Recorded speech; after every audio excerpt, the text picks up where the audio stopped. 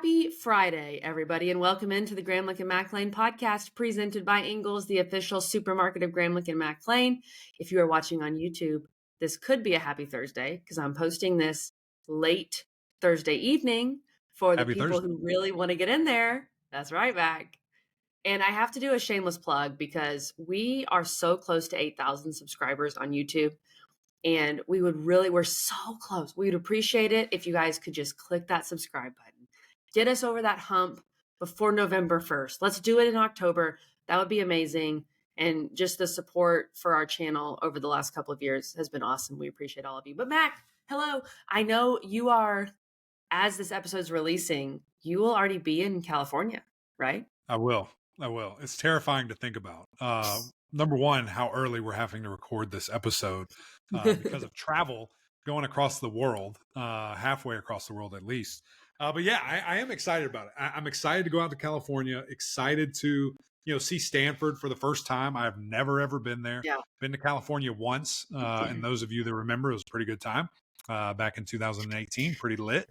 Other than that, I've never been. So excited to get back to the Bay Area. Great eats, great place, great university, just to see what Stanford is all about. And of course, making new friends. I get to see a new strength coach, a new weight room. I'm very excited. KJ. Yeah, that's where Mac goes to make friends, the weight room. Yeah. We know that. Mac, I can't wait to hear your recap of Stanford. I have not been to, I've been to San Francisco and I've been to LA, but I've not been to Stanford. And I hope to go there for basketball at some point. I have heard it is maybe the most beautiful place on earth, or at least the most beautiful campus. We saw the promo last week and I was just looking like, this place is awesome. This is so sick. So I can't wait. I can't wait to see it. And it's just so different. It's like Mediterranean Spanish vibes, like really, really cool. I've been in like the castles of Duke and, the bricks of NC State and the, beautiful, campuses that we have throughout the ACC. But this one does feel like it's going to be really unique and different. It will be unique. And Mac, the one knock on Stanford is they don't have an Ingles out there. Of course. And brutal. I feel for them. I mean, that's a deal breaker. That is the one reason why I don't live in California. Me too. Just kidding. There are others. But that is the main reason. And the beauty of living in the Carolinas like Mac and I do is that you have an Ingles right next door, right wherever you need them. Mac, the full spread for the tailgate this weekend for a nooner, which means we're getting there like 8 a.m. I've been very excited all week to hear this. I'm actually not going to make muffins this time, Mac. So don't clown me for that. Good. We are going to do a bagel bar, getting our bagels and a bunch of different spreads, cream cheese spreads from Ingles. So very excited for that. We're going to do a berry bar for the children because they will be all in on the berries. Rumor has it, my brother-in-law is bringing a buffalo chicken dip. I know he'll be going to Ingles. His girlfriend goes to his grad school at Clemson. So he's going to hit up this Aquina Ingles for sure to get what he needs for that BCD. And we're just good to go. We're just going to hit it from that point, Mac. So that's the plan. Lots of coffee. Yeah. Because we're going to have, as I said, 5 children under 3 at this tailgate.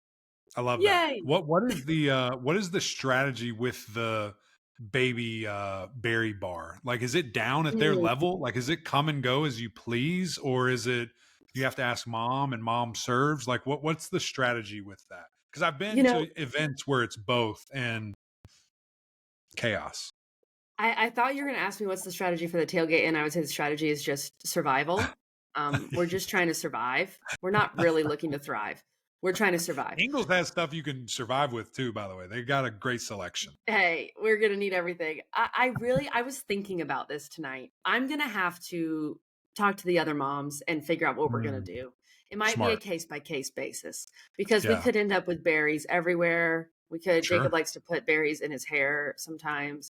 So he thinks the raspberry is a hat. Anyway, just pray for us. We'll figure it out. But Mac, I know that people want us to get to some football. So let's get to a message from Ingles and then we'll get to some football. Did you know Ingles only sells USDA Choice and Prime cuts of meat? Maybe it's time to reward yourself. Our butchers cut all our meat fresh in the store every day. Grass-fed, organic, you name it. Not only that, we'll even cut it to order just the way you like it. And we grind meat fresh in the store multiple times a day. It's all in the bag. That's the best meat in town for the best folks in town. Ingles, low prices, love the savings. All right, let's get into these games, Mac, and let's start with the game that is tonight, Friday night, Florida State at Duke, 7 p.m. on ESPN2. I can't believe I'm saying this. Duke is a 3-point favorite. Look, I get where that could come from this season, but overall, when you look at the history and you just think of these two brands, it is pretty shocking to see both teams coming off a bye week, Florida State coming off a loss to Clemson, Duke coming off a loss at Georgia Tech. Mac, before we get your thoughts on this game, I want to give you this crazy stat that I looked up today, because in my mind, I was thinking these Friday night games that have featured an ACC team have been weird. And it felt like, just in my memory, that the road team and the underdogs have been winning. So I was like, okay, let me go check and make sure this is true. This is crazy, Mac. In games involving an ACC team, so I'm also counting a game like Syracuse UNLV, right? Because it was a Friday night. Every single road underdog has covered. And in the 7 games, 6 of the road teams have been underdogs. Every one of them is covered. Elon covered at Duke. I even counted that one. BYU covered at SMU and they won. Right. Duke covered at Northwestern and they won. Stanford covered at Syracuse and they won. Syracuse covered at UNLV and they won. Virginia Tech covered at Miami and they lost for whatever reason. Virginia Tech fans, say what you want. And then the only other one, Stanford covered against TCU on a Friday night, but TCU was the road team. But the underdog still covered. So when you look at these games, it is in the Power 4 games that have just been Power 4 versus Power 4, the road team is 5-1. And pretty much every time the road team has been the underdog. That's wild to me. So it is crazy. All that information, go ahead. What do you think of this game?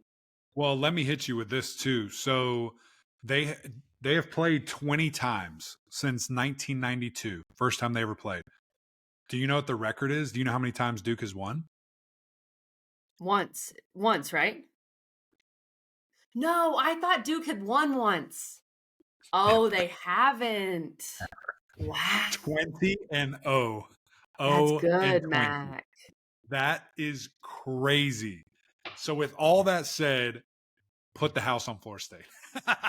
I was just saying, we'll see. Money line, get you some good numbers there. It's going to be interesting because a couple of things. Number one, I am fascinated to see what this team will look like with Brock Glenn at quarterback, because we kind of sat there and, after that Clemson game, you're just kind of watching like, okay, Clemson's not really blowing these dudes out right now like we maybe thought. Clemson can't score a touchdown once they get past the 50-yard line. What's happening? Why is Florida State moving the ball so effectively? This is the best passing attack we've ever seen from them this year. So I'm intrigued now. I mean, I was totally gone with Florida State, and I am right back in just because of what they look like against Clemson and what are they going to be able to do. So we will see. It's going to be fascinating. Again, kind of Duke going into the Georgia Tech game. There were all these numbers and all these stats about how great the defense was, which I still think is good, but I thought it was inflated. I thought that it was against significantly less competition that hadn't seen an attack like Georgia Tech. Now, that's strictly running the ball, which FSU's dead last in all of college football. They are the worst. 50 yards a game. They are terrible. So maybe that'll be a difference maker, and Duke can take advantage. But I knew Georgia Tech was going to be able to run the ball on them. We will see. I have mixed feelings about Malik Murphy. I think he has really just good potential, but the accuracy is getting a little interesting to me. The consistency overall of the offense. I think they have great pieces. I think Jordan Moore is one of the best receivers in the conference, but the consistency and lack thereof is fascinating for me. KG, these guys scored over 26 once, and that was against Middle Tennessee State. Like, it hasn't been impressive offensively from Duke. So we will see. But the 20-0, that's important. And the facts that you just laid out for us about the underdogs, that's also important. take the house and put it on the Noles. I never thought I'd say that. Interesting, Eric McLean. Okay, I'll be honest. I'm leaning that way. I am leaning definitely taking Florida State +3 to get them as a road dog at Duke. Like, what world are we living in? And what's happened on Friday nights. But are we going to act like a bye week plus a new quarterback who's not, this isn't Cam Ward. That's just, sorry, I know that hurts even more Florida State fans that I said that. Are they just fixed? Like, did Florida State just fix all of its issues over the bye week? I can't believe that you're not going to convince me of that. And the run game, Mac, you're so right. The run game. I mean, they ran it 23 times for 22 yards against Clemson. They're the worst team in the country running the football. Going on the road and winning without a run game with a super young quarterback, that doesn't really make sense. But I just think, weirdly, the logical play when you look at what's been happening and you also look at where both these teams are right now and the fact that Brock Glenn has had a whole bye week to prepare is to take Florida State +3. But I hate That's what I'm saying. I mean, I think it's great theater, but I don't know what to do. But let me also just say this. Next week, we are at Duke versus SMU. I hope and pray they win. I hope and pray. Because that'll be great momentum. It'll be a lot of excitement. First time ever beating Florida State. There's something about history. Mac Brown can never beat them. These guys have never beat them. There's just something to it. And we will see. We will see. But I would love to see a Duke victory. I think the numbers you threw out there, the 20-0 all time, that all matters. It plays a part in it. And I don't think they get it done. I think FSU gets it done. And I just want to add, too, I think Florida State looked a lot better against Clemson than even the score indicates. There were so many drops, like wide open drops, that if they can clean up, I mean, Brock Glenn would have gone for 300 yards in that game. Also, FSU's defense has not been great either, even though Duke's defense has been good against the competition they've played. FSU's defense is giving up over 400 yards per game. So, again, is everything just going to get fixed? I don't know, but I think the right play and the smart, researched move, which means it's going to be wrong because it's college football, is to take Florida State. Go ahead. Say Duke. No, I'm doing it. Duke. I'm doing it. We're back, baby. This is a Seminole podcast. Oh, my God. Your favorite Noles are right back. We never left. We never left, Mac. I said I hate this game because I don't know what's going to happen, but I think it's a perfect Friday night game. Like, perfect game to turn on a Friday night and just see what craziness will happen. Right. Can't wait. Cannot wait to see. Before we get into our other games, let's talk about Underdog Fantasy here because we want to talk about what we've seen on this game being posted on the Underdog Fantasy app. So make sure you use our code GMPOD and sign up for up to $1,000 in bonus cash. Mac and I both had very good weeks last week. Just a few unfortunate misses, which one of those was just Mac and I could not read. So we're really working on reading comprehension. And this week, it's going to be even better. When you look at this game, Mac, it's interesting because we're recording this Wednesday night, just a little heads up because Mac has to go to Stanford. They don't have Brock Glenn on here yet. Weird. I would imagine he will be on there. I would imagine that he'll show up. But when first things we see are Malik Murphy, Star Thomas. Do you have any thoughts on those, or a Malik Benson, or Jordan Moore? You brought up Jordan Moore as well. Well, I've got Malik Murphy, longest completion 40.5. That's a bomb. I feel like I've got to go lower there. I feel like you got to go lower. Star Thomas, 80.5 rushing yards. Feel kind of confident in that. That dude's been on one recently. FSU. I like that. Not doing great. I think you go higher there. The interesting thing is the receiver numbers for FSU. They're both right around 30, 40. Higher, lower. What do you want? I mean, that's not a lot. That's two, relatively big plays, and boom, you're already done for there. Jordan Moore touchdown feels easy. Feels like no brainer, but touchdowns can be scary.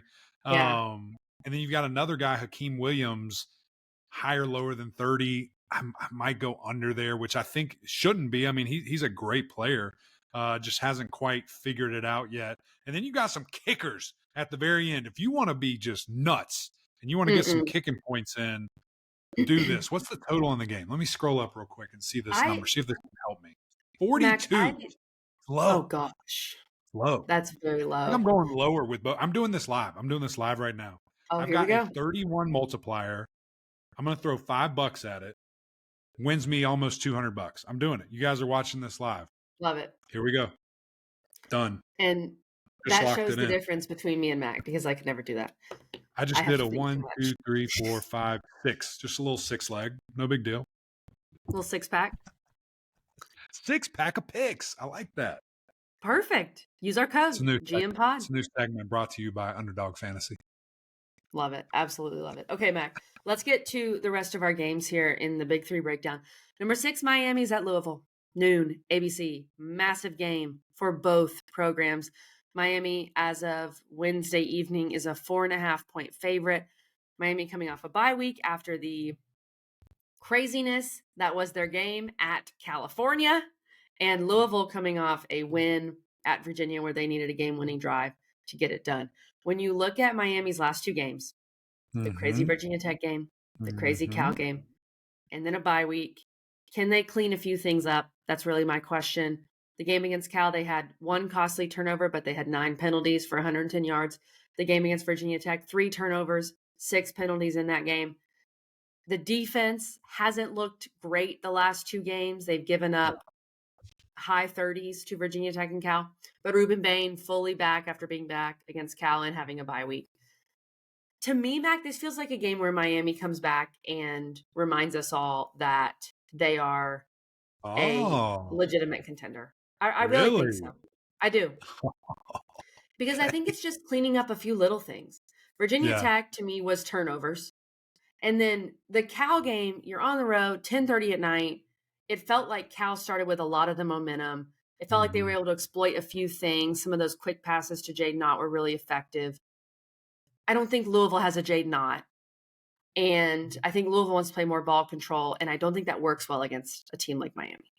Yeah. What do you think, Matt? We'll see. This honestly is the hardest game of the day for me. For a couple of different reasons. One, because when you look at Miami's last 2 games, and reasons you just laid out, which I think are fantastic, but yet they happened. And the common denominator of both of those games is Virginia Tech and Cal's offenses stink. They're not good. They're not consistent. They haven't shown any type of life or flash outside of that game. This Louisville offense is good. Like, they can get the ball out.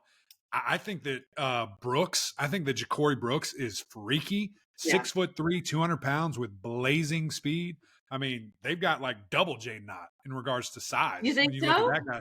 Not a running back, but I think that he's a threat. I think he's an absolute threat to take the top off. I mean, his longest reception TD is 86 yards. I mean, that guy has speed.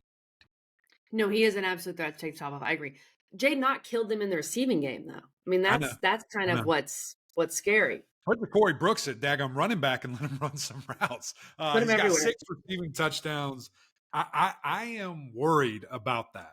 Now, I heard some news that Miami had a players-only meeting, that it sounds like, hey, we're not satisfied on 6-0. We've got way bigger plans. I don't know the reasoning for that, if some guys weren't maybe practicing hard in the bye week, or if it's just a great reset. You've got unbelievable leaders like Xavier Restrepo, and Cam Ward and Maui Noah and others that said, hey, come on, guys, tighten up. Let's go. Like, we've got to really refocus right now and have a big push. I don't know the reasoning for the meeting.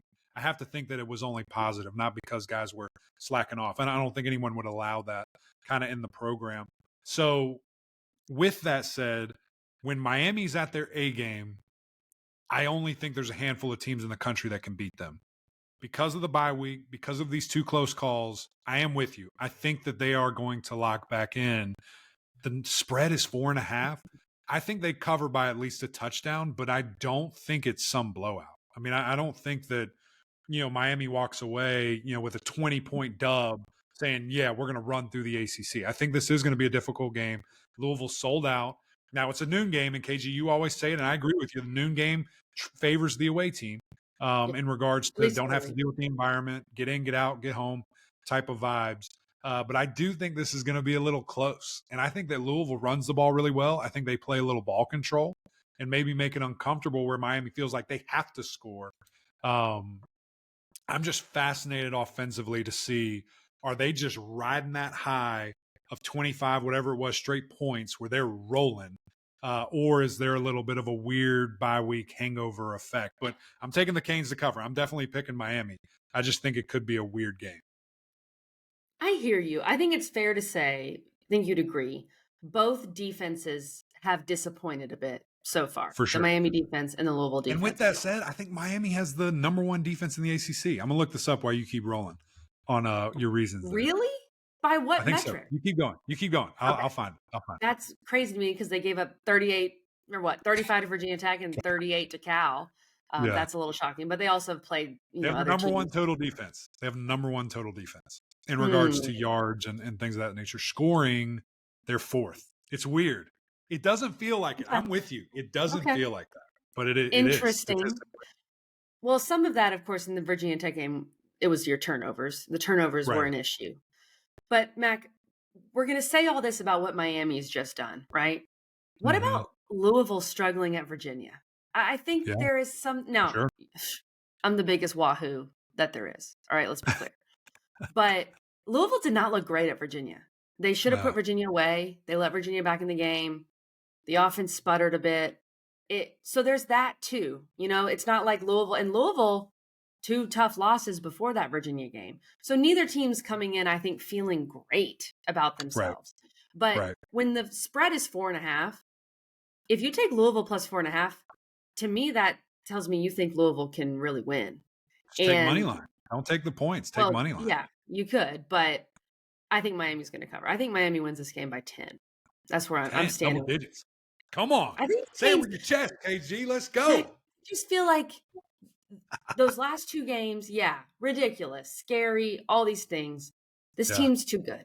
I think they're going to figure it out. The offense is too good. Certainly have a shot. Even if they need to drag this defense with them, this offense is too good. And Louisville, Matt, let's flip it, right?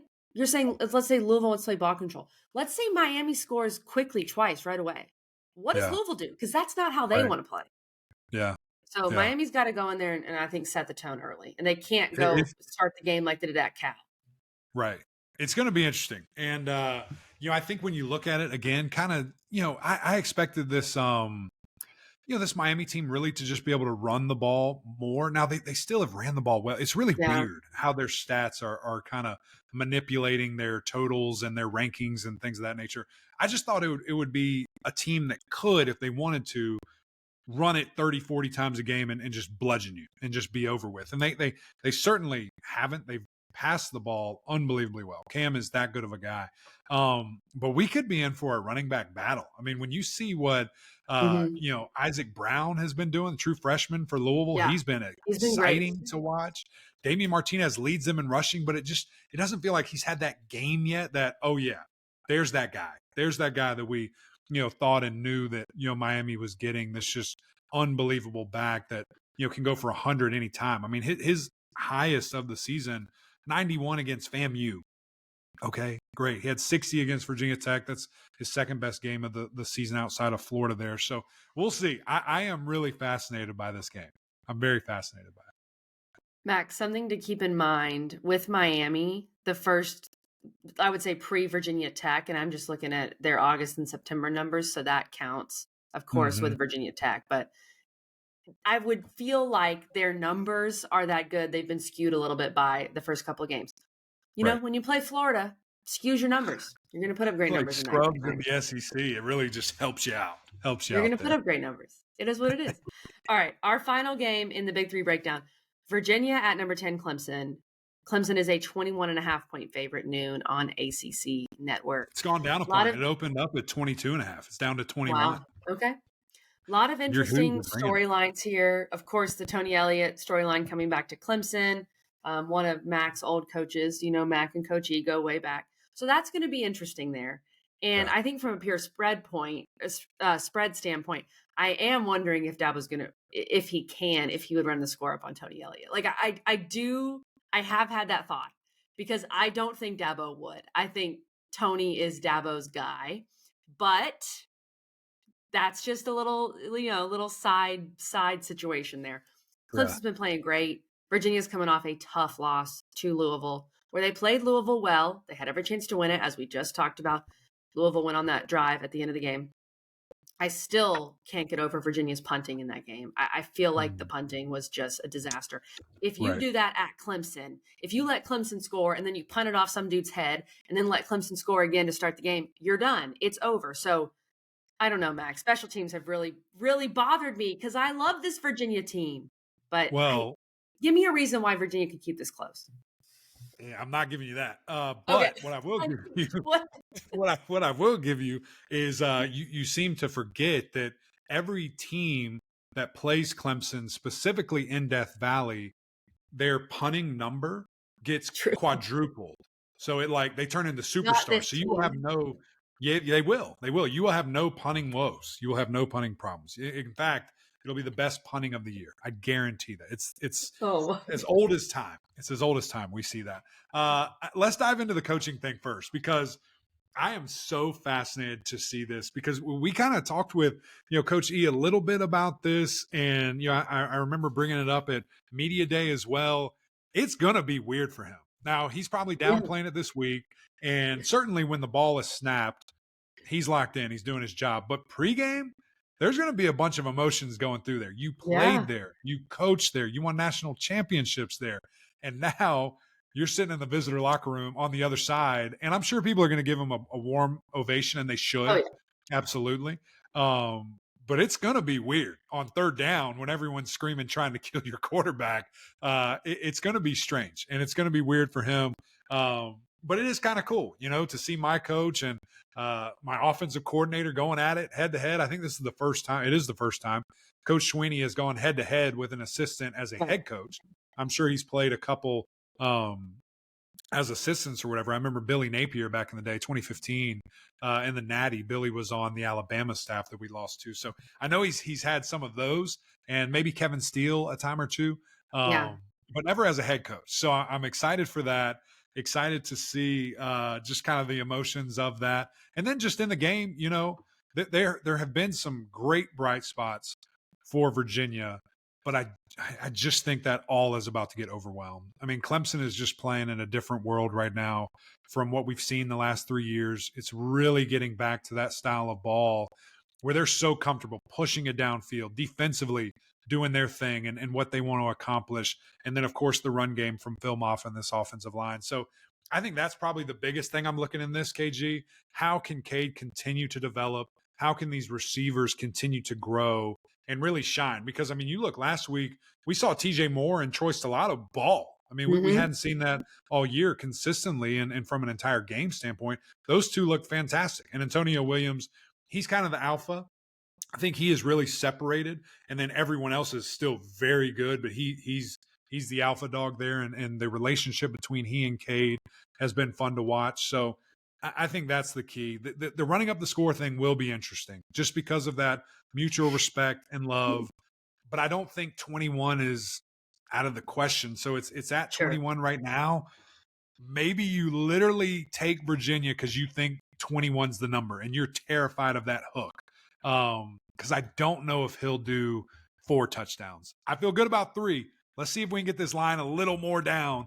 But I feel good about 3 touchdowns plus. He won't. I really firmly believe that. I think he will.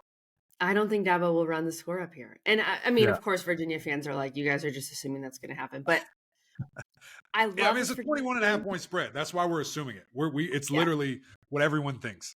I know. And look, I am the resident who on this podcast. I want to add that I want to see this Clemson defense deal with Calandria and deal with what he does. Calandria is a tough guy to bring down. He's a tough guy to predict. Half the time, I don't think he knows what he's doing, right? Or what he's about to do.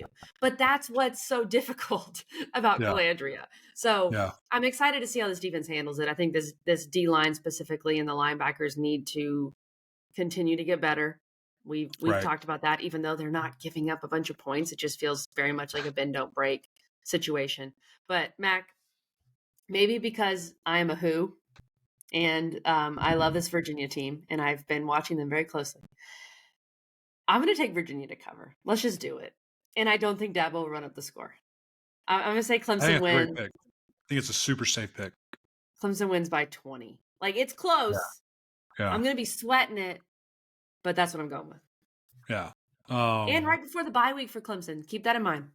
Right.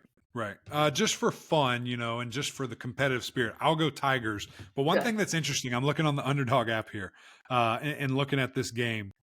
Calandria to throw a pick is only 0.6 odds. So they think like he's doing it. They're not giving you all your money. They think he's going to do it.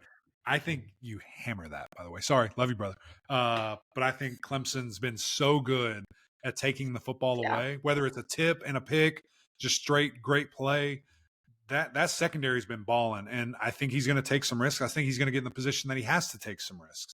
And Clemson's going to come down with that football. So if you're looking for another gimme, that might be one to throw into your multiple picks that you're doing here. We're just giving out gimmies. That's what we're doing here on the show. We'll see if they cash in. We'll see. We'll reevaluate on Monday.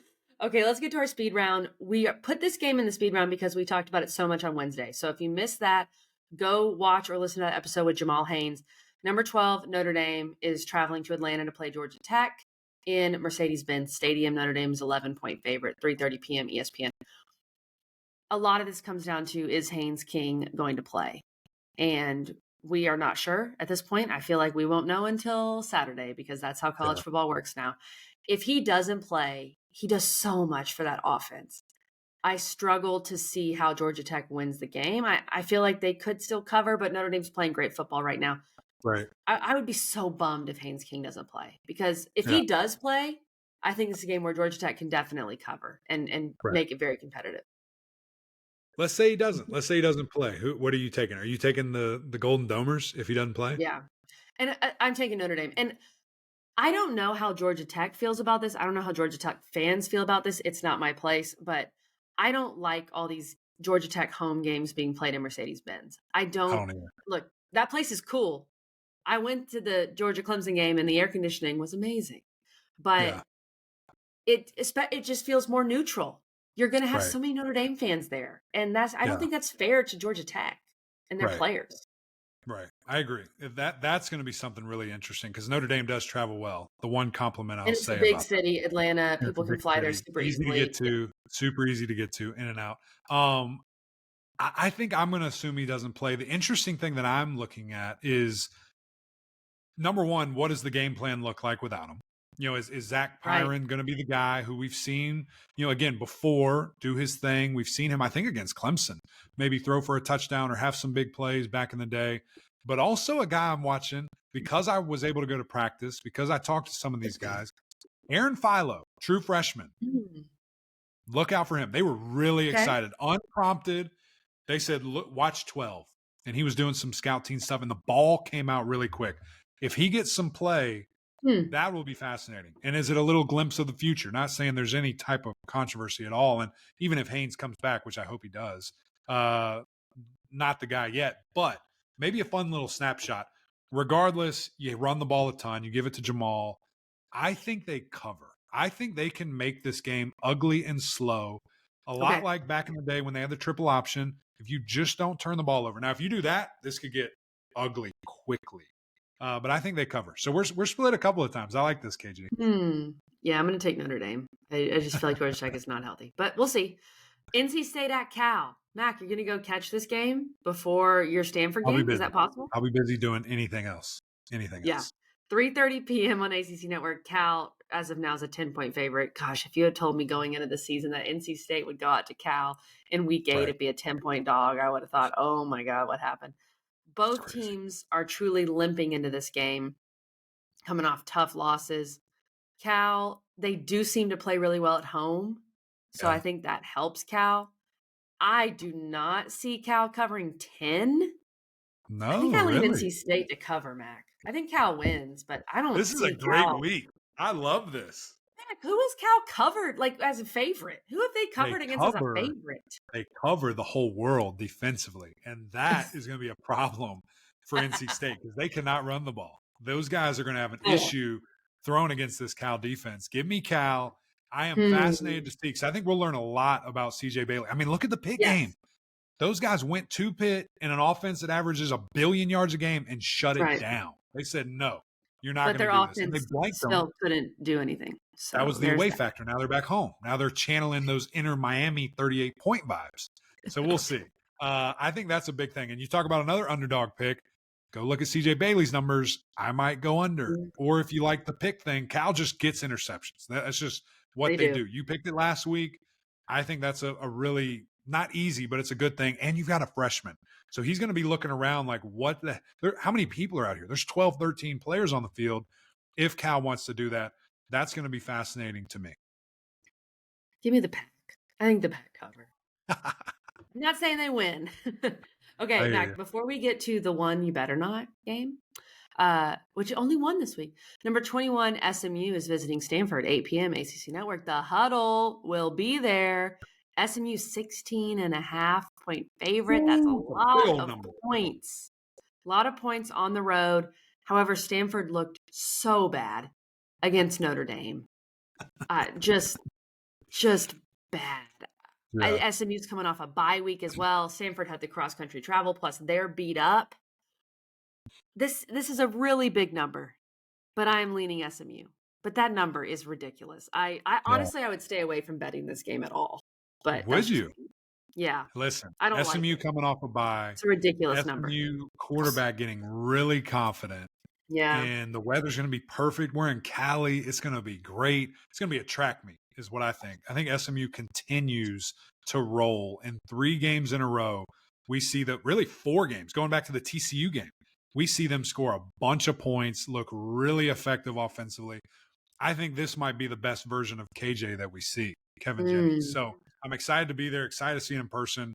Give me the Mustangs, and we'll see him again next week. I'm just rolling with SMU. This is the Pony Express following them around the country right now. Maybe they'll bring you some Texas Twinkies to the Bay Area. I feel like Billy and Body said that. And I need you to, Billy, if you hear this and you haven't left yet, pack them up. And if not, bring them to Durham, whatever you want to do.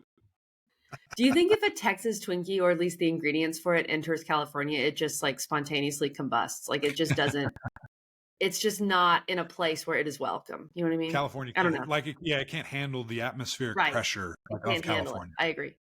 One note on that game, Mac, is it is 8 p.m. Eastern. So that means it's a 5 p.m. Pacific kick. Okay.